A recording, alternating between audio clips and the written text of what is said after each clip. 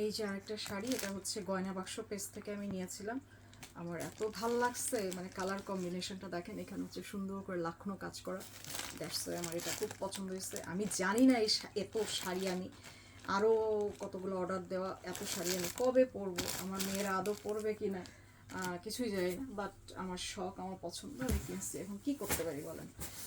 তারপরে হচ্ছে কি, আমার মেয়েরা নাকি স্কুলে কি শিখতেছে, কাজ করা, হাতের কাজ করা। সো এই যে সুন্দর চিকন পাড়ের হাফ সিল্কের এক কালারের শাড়ি দিতে বলছিলাম আম্মুকে, যেন সে হচ্ছে, আসলে একটা ভুল হয়েছে মা, প্রণতির জন্য অফ হোয়াইট বলতে গিয়ে ব্ল্যাক হয়ে গেছে। আমি ব্ল্যাক নিব বলছি, আচ্ছা প্রণতি ঠিক হোয়াইট আছে, নিবে এই বলছে। যে এই যে সুন্দর এই চিকন পাড়, এটার মধ্যে আমার মেয়েরা নাকি হাতের কাজ করবে, এটা বাইরে রাখলাম। ওকে, ওকে, এই যে এই দুটা।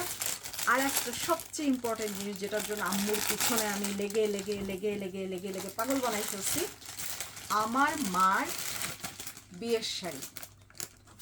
হ্যাঁ, এই যে মসলিনের মধ্যে এরকম পার করা, এটা যে আমার কত পছন্দের একটা শাড়ি ছিল, একবারই পরে ছবি তুলছিলাম, বাট আমি চাচ্ছিলাম যে এই কালেকশনটা আমি আমার কাছে রেখে দিব, আমার মার বিয়ের শাড়ি। তো এই কারণে এটা আমার কাছে খুবই মূল্যবান একটা জিনিস, খুবই পছন্দের একটা জিনিস, এবং আমার কাছে রেখে দেওয়ার মতো জিনিস। আমার ভাই এত আসলে কোনো দায়িত্ববান মানুষ না, ও হয়তো নষ্ট করে দিবে। দ্যাটস ওয়াই আমি এটা বলে বলে বলে বলে আনিয়ে ফেলেছি। তো এটা হচ্ছে আমার একটা সম্পদ।